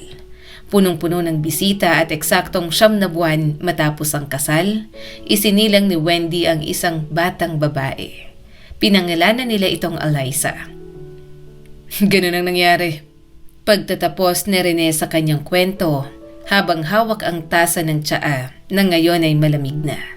Patawarin mo ako, duwag ako nun. Kung gusto mong umalis ngayon at hindi na bumalik, katulad ng ginawa ko nun, may intindihan ko. Tahimik na umiling si Samantha habang marahang iniikot ang tasa sa mesa. Matanda na tayo, Rene. Isa kang matagumpay na lalaki na may pamilya. At ako naman ay isang balo na may 2 anak. Bakit pa natin kailangan pag-usapan ng nakaraan? Nakakagulat isipin na halos 1 buwan na silang parehong pinahihirapan ng parehong damdamin. Parehong mga hinala, parehong mga alaala. Ngunit sa paglipas ng mga taon, malaki na ang kanilang ipinagbago. Hindi ako aalis, mahinahong sabi ni Samantha. Kailangan ko ang trabahong to at nakasundo ko na rin si Eliza. Sa katunayan, darating mamaya si Matt para turuan siya. Okay lang ba yon? Bakit mo pa tinatanong? Sagot ni Rene na bahagyang naguguluhan. Siyempre pwede. Sige, sabi ni Samantha habang tumingin sa paligid ng kusina. Kailangan ko na sigurong bumalik sa trabaho. Maghahanda pa ako ng hapunan. Hindi magugustuhan ng asawa mo kung makita niyang nandito lang tayo at nag-uusap at umiinom pa ng tsaa. Hindi nga, mahinang sagot ni Rene. Kinuha niya ang mga tasa, hinugasan sa gripo at inilagay sa drying rack. Sa sandaling yon, pareho silang binalot ng alaala ng nakaraan. Parang may humihila sa kanilang mga puso. Halos nawalan ng kontrol si Samantha sa kanyang damdamin. Sa loob-loob niya, gusto niyang yakapin si Rene. Lumipas ang 1 linggo para kay Samantha, ang trabaho ay naging parang roller coaster. Minsan masaya, minsan mabigat, at minsan ay parang ibinabalik siya sa realidad. Matapos ang insidente ng nabasag na mangkok, halos imposible nang panatilihin ang dating profesional na distansya sa pagitan nila ni Rene. Hinahanap ni Rene ang bawat pagkakataon upang makalapit sa kanya, makipag-usap, tumingin sa kanyang mga mata. Samantala, nakikipaglaban si Samantha sa sarili niyang damdamin. May bahagi sa kanyang puso na nanginginig sa bawat salita ni Rene. Ngunit may isa pang bahagi na paulit-ulit nagpapaalala sa kanyang moralidad. Samantala, mabilis na naging magkaibigan sina Matt at Eliza. Unti-unti gumanda ang marka ni Eliza sa algebra. Ang dating piliyang dalagita halos tumigil na sa paggawa ng mga prank. Bakit? Dahil dumating si Matt, tahimik, disiplinado, kalmado. Isang taong kakaiba sa lahat ng nakilala ni Eliza. Madalas silang maglakad pagkatapos ng klase. Isang araw, napansin ni Samantha na mukhang pagod ang kanyang anak. Matt, bakit araw-araw kang pumupunta kay Eliza? Dapat minsan nagpapahinga ka rin. Ma, sagot ni Matt. Gusto niya mag-aral kami araw-araw. Ayoko ring masira ang tiwala mo. Pagkatapos ay sandali nang nag-atubili ang binata. Sa totoo lang, sa tingin ko gusto ko siya. Si Eliza? Gulat na tanong ni Samantha. Yung pilyang batang yon? Hindi naman siya pilya. Depensa ni Matt. Marami siyang sinabi sa akin. Ginagawa lang niyang mga kalokohan na yon para mapansin ang nanay niya. Hindi naman niya gustong makasakit. At wala siyang tunay na kaibigan. Sa school, sumasama lang sa kanyang mga tao dahil mayaman ang pamilya nila. Nakwento niya yun lahat sa'yo? Tanong ni Samantha. Tumango si Matt, napaisip tuloy siya. Ang mga bata, kapag gusto ng atensyon, laging may ginagawa. Kung sa 7 taong gulang, ang mga tantrums ay sa tindahan o pagguhit sa pader, sa edad na 15, nagiging mas planado at mas komplikado ang kalokohan. Alam mo kung nagkataon, sabi niya habang hinahaplos ang buhok ni Matt. Baka anak ka ng isang artista at hindi ng isang kasambahay. Ma, sagot ni Matt at inakbayan siya. Sigurado akong kung mag-audition ka, ikaw ang makakakuha ng lead role. Nako, napakalaking bolero mo. Tumawa si Samantha. Tingnan mo nga ang oras na para matulog, kailangan kong gumising ng maaga bukas. Nawala si Matt sa hallway at naiwan si Samantha sa kusina. Kung nagkataon, iba sana ang naging buhay natin, bulong niya sa sarili. Mula ng mabunyagang katotohanan, ang trabaho ni Samantha ay naging isang kakaibang kombinasyon ng sakit at saya. Araw-araw siyang niningitian ni Rene. Ngunit si Wendy, tinitingnan siya na parang isang lobo na handang umatake. At lalo pa siyang pinupuna. Pinagalitan siya dahil sa sahig na hindi raw sapat ang linis. Dahil sa maliit na gusot sa mga damit na plinansya. At dahil sa ilang mumo ng tinapay sa mesa na hindi agad nalinis. Wendy, bakit mo ba palaging pinupuna si Samara? Minsan ay napilitan ng makialam si Rene. Kung ipagpapatuloy mo yan, siguradong magre-resign siya. At maghahanap na naman tayo ng bagong kasambahay. Hindi ko siya gusto. Malamig na sagot ni Wendy. Nagpapanggap lang siyang mabait. Nakakita na ako ng mga katulad niya. Una, magpapakabait at pagkatapos magnanakaw ng mga gamit sa bahay. Dadalhin pa dito yung anak niyang yon. Talagang abusado. Tama na, biglang sabi ni Rene. Si Samara nagtatrabaho ng parang pang-3 tao. Tinitiis ang walang basihan mong panunumbat at tinutulungan pa niyang anak natin ng walang bayad. Akala ko ba dapat masaya ka ron? Kaya pala. Mapanuyang sagot ni Wendy. Interesado ka pala sa walang kwentang babaeng yon? At huwag mo akong pagsabihan ng ganyan, Rene. Galit na sagot ni Wendy bago umalis papunta sa kabilang kwarto. Napabuntong hininga si Rene at napasandal sa kanyang upuan.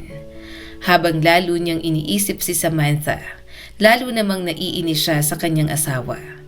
Si Wendy ay may ugaling mapuna, palautos at matigas ang ulo. Ang mga katangiang yon ay nakakatulong sa kanyang negosyo. Ngunit sa loob ng pamilya, nagiging dahilan ito ng tensyon. Halos agad na ipinasa ni Wendy ang pag-aalaga kay Eliza sa mga nani matapos itong ipanganak. At nang lumaki ang bata sa mga tutor at guru naman. Ang tanging interes ni Wendy sa kanyang anak ay ang mga praktikal na bagay. Nakakakain ba ito? Maayos ba ang damit? Malusog ba? Ano ang laruan na dapat bilhin? Anong marka ang ibinigay ng guro? Bakit nga ba pinakasalan ni Rene si Wendy? Dahil ang lahat ng babae sa kanyang buhay noon ay hindi pumasa sa pamantayan ng kanyang ina. Sa huli ay sumuko rin siya at nagsimulang maniwala sa sinasabi ng kanyang ina. Punong-puno ng problema si Wendy sa kanyang chain ng mga tindahan. May isang consultant na nag-resign. Nasira ang isang cash register at nagkaroon pa ng problema sa mga dokumento ng bagong shipment ng mga produkto. Halos sumabog ang kanyang ulo sa dami ng iniisip. Ilang araw na siya nag-aayos ng mga papeles at inventory sa accounting system. Sa wakas, tapos na ang mga dokumento. Kailangan na lamang itong i-print at pirmahan. Pinindot ni Wendy ang mouse at naghintay. Lumipas ang ilang minuto, ngunit tahimik pa rin ang printer. Naiinis na tumingin si Wendy doon. Pagkatapos ay sa kanyang laptop. Sinuri niya ang koneksyon, mukhang maayos naman. Ngunit ayaw pa rin gumana ng printer. Matapos ang ilang minutong pakikipaglaban sa teknolohiya, napagtanto ni Wendy na nahuhuli na siya sa oras. Kaya napagpasyahan niyang i-email na lang ang mga dokumento sa kanyang asawa. At ipiprint ang mga ito gamit ang laptop ni Rene. Wala na si Rene sa bahay, nasa opisina siya ngayon. Natagpuan ni Wendy ang laptop sa study room ng kanyang asawa. Umupo siya sa upuan nito at binuksan ang laptop. Ilang sandali lamang, lumabas mula sa printer ang mga dokumento. Habang naghihintay na matapos ang pagprint, walang nagawa si Wendy kundi silipin ang mga file sa laptop ng kanyang asawa. Mga report, listahan, business document at pagkatapos, may nakita siyang isang larawan. Isang babae may bulaklak sa buhok. Tahimik na tinititigan ni Wendy ang larawan. Bilang isang mayamang babae na sanay sa mundo, hindi siya agad nag-alala. Hindi rin naman kakaiba kung may ganitong larawan sa laptop ng isang lalaki. Ngunit habang tinititigan niya ang mukha ng babae, may napansin siya. Parang probinsyana.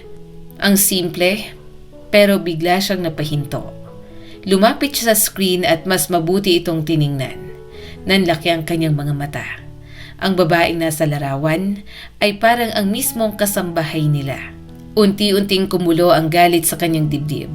Hindi naniniwala si Wendy sa mga pamahiin. Hindi rin siya naniniwala sa kutob. Ngunit sa sandaling yon, hindi na niya maitatanggi. Tama ang kanyang pakiramdam. Matagal nang kilala ni Rene ang babaeng yon. Matagal bago pa sila maikasal. Pagkatapos, binura niya ang lahat ng bakas ng kanyang presensya sa laptop. Kinuha ang mga dokumento mula sa printer at umalis sa study room. Pagkatapos bumalik mula sa kanyang mga negosyo, bahagyang kumalma si Wendy. Ngunit gusto pa rin niyang imbestigahan ang relasyon ni Rene at Samantha. at may naisip siyang paraan. Habang nagdi-dinner, biglang nadulas ang baso sa kamay ni Wendy. Nabasag yon. Kumalat ang pulang alak sa ilalim ng mesa. Tinitigan siya ni Rene. Pagkatapos, itinulak niya ang salad bowl sa lamesa. Basag na naman. Nagkalat ang itim na porselana sa sahig. "Wendy, anong palabas to?" Seryosong tanong ni Rene. "Pwede ko ring itanong sa'yo yan, dear husband," sagot ni Wendy. Isa-isa niyang itinulak ang mga plato sa sahig. "Umalis ka na sa mesa," sabi ni Rene. "Lilinisin ko na to para walang masugatan." "Hindi ako aalis," sagot ni Wendy. "Hayaan mo ang taong yon na gawin ang trabahong to." At sinadya niyang ihulog ang tinidor sa ibabaw ng mga basag na plato. Namula ang mukha ni Rene sa galit. Ngunit pinili niyang kontrolin ang sarili. Tumayo siya, kumuha ng dustpan at rubber gloves. "Hindi pa tayo tapos," sabi ni Wendy. "Tapos na ako," sagot ni Rene nang hindi lumilingon. Tahimik na nakatayo si Samantha sa hallway. Naririnig ang lahat. Sa bawat salitang binibitiwan nila, parang tinutusok ang kanyang konsensya. Nang dumaan si Rene, mahina niyang sinabi, "Pasensya na, kailangan ko nang mag-resign. Sino ba naman ako para sirain ang pamilya nila? Mayaman sila, masaya, at ako isa lang akong tanga." Bulong niya sa sarili. Kinagabihang yon, umalis si Samantha nang mas maaga sa trabaho. Nagpanggap siyang may sakit. Napagpasyahan niya na hindi na siya babalik sa Lunes. Sabado ng umaga, ayaw ni Samantha na magmukmok sa nangyari noong nakaraang araw. Pinahatid niya ang kanyang mga anak, si Anita sa volleyball competition, si Matt sa extra classes. "Ma, huwag ka nang magluto ng dinner," sigaw ni Matt mula sa pintuan. "Malilate ako." Napailing si Samantha habang nakatingin sa kanila mula sa bintana. Lagi na lang sinasabing huwag magluto pero bibili rin ng pagkain sa mga stall. Upang hindi malungkot, nagsimula siyang maglinis. Nagpasya siyang magluto ng chop suey na paborito ng pamilya. "Hindi naman kailangan pista para kumain ng masarap," bulong niya sa sarili. Habang naghihiwa ng sibuyas at carrots, pinakuluan niya na ang tubig. Pagbukas niya ng refrigerator, napabuntong hininga siya. Bulok na ang repolyo. Agad niyang pinatay ang kalan. Kinuha ang kanyang bag at nagpunta sa tindahan. Pagdating niya ron, "Oh, Samantha, may bago kaming sausage. Masarap. Nakagawa na ako ng 3 sandwich." Ngumiti si Samantha. "Repolyo lang ang kailangan ko." Napakamot si Mira sa ulo. "Ay, wala na. Naubos na kahapon. Subukan mo dun sa mini market. 2 kanto lang mula rito." Pumunta si Samantha roon at pagkatapos bumili, naglakad na siya pauwi. Naramdaman niya ang bahagyang pagkulo ng tiyan, kaya dali-dali siyang umuwi ng bahay. Subalit pagpasok niya sa banyo, hindi niya nakita ang sabon. Naapakan niya yon dahilan ng kanyang pagkakadulas. Dahil sa nangyari, hindi niya maigalaw ang kanyang kaliwang binti. Sinubukan niyang tumayo, ngunit hindi niya maigalaw ang kanyang paa. Para itong pinipiga ng bakal. Napaluha siya sa sakit. Kinapa niya ang cellphone mula sa bulsa. Tinawagan niya si Matt pero hindi ito sumasagot. Tinawagan niya si Anita ngunit nasa locker ang cellphone nito dahil sa competition. Nagpahid siya ng luha.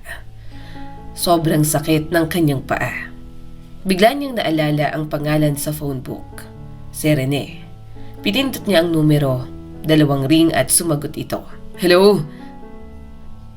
Rene, tulungan mo ako. Nadulas ako at nabalian ako ng paa." "Nasaan ka?" Nag-aalalang tanong ni Rene. Nandito ako sa bahay. Hindi ako makatayo." "Okay, sige, tatawag ako ng ambulansya. Darating ako agad." Pagkatapos ibaba ang tawag, ipinikit ni Samantha ang kanyang mga mata. "Diyos ko, mismong besperes ng Pasko nabalian pa ako ng paa." Samantala, sa bahay, "Anong nangyari?" tanong ni Wendy. Tumayo si Rene. "Saan ka pupunta? Huwag kang maglalakas loob na pumunta sa babaeng yon." Rene, magising ka naman. Wendy, nasa panganib siya. Sigaw ni Rene habang nagmamadali. Agad niyang kinuha ang kanyang lisensya at isinuot ang kanyang jacket. Hayaan mo ng mga paramedic na magligtas sa babae na yon, patuloy ni Wendy. Sobra ng tulong na ibinigay mo sa kanya nang tumawag ka ng ambulansya. Kung aalis ka ngayon, malamig na sabi ni Wendy. Magpa-file ako ng annulment. Naiintindihan mo ba? Kukunin ko ang lahat sa'yo. Ang bahay, ang kotse, pati ang dignidad mo. Magtatapos kang miserable tulad ng katulong mo. Napangiti ng bahagya si Rene, ngunit may galit sa kanyang mga mata. Siguro dapat ikaw muna ang matutong magkaroon ng respeto sa sarili mo bago mo subukang agawin yun sa ibang tao. Gusto mo ng annulment? Sige, matagal na kitang hindi mahal. Mas gugustuhin ko pang maging isang ordinaryong empleyado kaysa naman magkaroon ng asawang katulad mo. Ayoko nang gumising araw-araw na may kasama sa bahay na wala namang puso. Ang iniisip mo lang pera at kung paano maliitin ang ibang tao. Namula sa galit sa Wendy. Halos hindi siya makahinga. Para siyang isdang hinihingal sa lupa. Samantala, hindi na lumingon pa si Rene. Tumakbo siya palabas ng bahay, pinaandar ang kotse at mabilis na lumabas sa gate. Sa daan, isang ambulansya ang mabilis na dumaan sa kanyang tabi. Mahigit 2 buwan na ang lumipas mula nang mangyari ang aksidente. Totoo nga ang sinabi ni Wendy. Sinubukan niyang kunin ang lahat mula kay Rene. Ang bahay, ang pera, ang kotse. Ngunit hindi tumutol si Rene. Tinanggap niya halos lahat ng kondisyon ng kanyang asawa. Isang bagay lamang ang hiniling niya sa korte. Huwag ipagkait sa kanya ang kanyang anak na si Eliza. Nagngingit-ngit sa galit si Wendy. Sinubukan niyang pigilan si Eliza na makipagkita sa kanyang ama at maging kay Samantha. Ngunit walang nagawa si Wendy. Ang hukom ay pumanig kay Rene. Lumipat si Rene sa lumang bahay ng kanyang mga magulang. Isang bahay na bihira lamang nilang puntahan noon. Hindi madaling tinanggap ng ina ni Rene ang annulment ng kanyang anak, lalo na ang kahiyang dulot nito sa kanilang pangalan. Ngunit sinuportahan siya ng kanyang ama. Isang gabi, mahina nitong sinabi sa kanya, "Hindi ko rin naman nagustuhan ng babaeng yun. Kahit gaano pa karami ang perang mayroon ng isang tao, hindi yun kailanman papalit sa pagiging makatao." Hindi nagtagal, unti-unting gumaling ang paa ni Samantha. Natanggal ang cast at kahit may bahagyang kirot kapag malamig ang panahon, nakakalakad na siyang muli ng walang saklay. Ngunit ang pinakamahalagang pagbabago ay hindi lamang sa kanyang katawan, kundi sa kanyang buhay. Isang hapon, tahimik na nakaupo si Samantha sa dressing room ng theater. Sa harap niya ay isang malaking salamin na may mga ilaw sa paligid. Nakasuot siya ng simpleng costume. Sa mesa ay may nakalatag na script. Ang kanyang mga kamay ay bahagyang nanginginig habang hawak ang papel.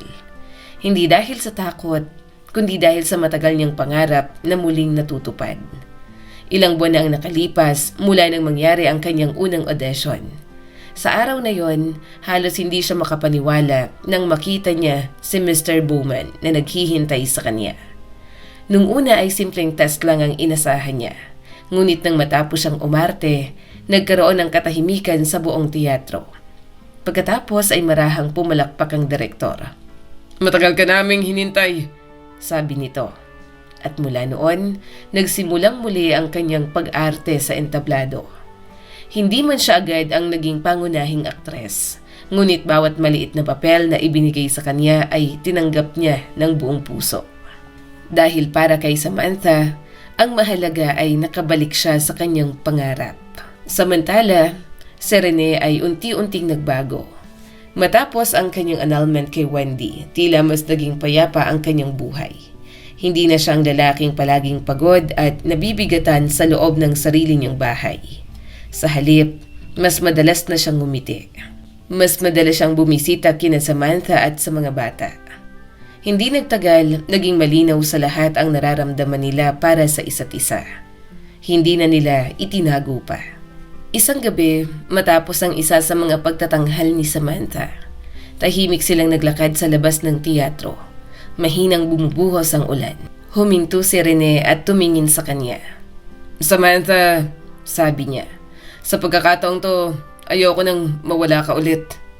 Hindi na nagsalita pa si Samantha, ngunit ang kanyang ngiti ay sapat na sagot. Si Matt naman ay patuloy na naging mabuting kaibigan ni Eliza. Ang batang dating pasaway, unti-unti ring nagbago dahil sa tulong ni Matt at Samantha. Natutunan niyang hindi kailangan ang mga kalokohan para mapansin. Natuklasan niya ang mga bagay na tunay niyang gusto. Pagbabasa, musika, at kahit ang mathematics. Nagkaroon na rin siya ng mga tunay na kaibigan. Isang gabi, sa huling pagtatanghal ng season, punong-puno ang theater. Sa backstage, nakatayo si Samantha. Naririnig niya ang mga bulungan sa audience. Ang pag-ikot ng kurtina, ang tunog ng orkestra. Maya-maya ay may marahang kumatok sa pinto. Pagbukas niya, nakatayo ron sina Rene, Matt, Eliza at Anita. May hawak silang bouquet ng bulaklak. Break a leg, ma'am. Nakangiting sabi ni Matt. Napatawa si Samantha. Mas mabuti nang hindi na, sagot niya. Lahat sila ay nagtawanan. Pagkatapos, tinawag na ang kanyang pangalan.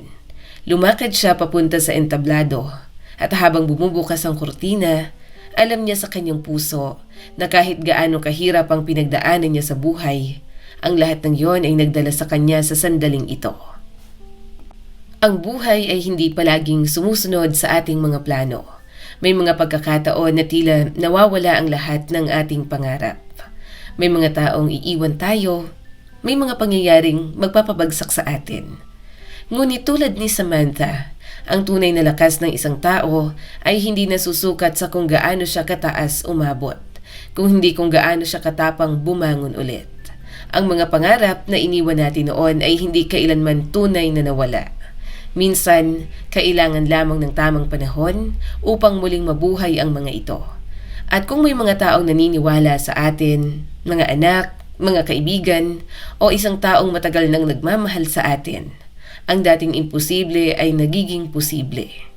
Sa huli, ang tunay na kayamanan sa buhay ay hindi pera, bahay o katayuan sa lipunan, kundi ang pagiging mabuting tao, mapagmahal sa pamilya, at pananatiling tapat sa ating mga pangarap.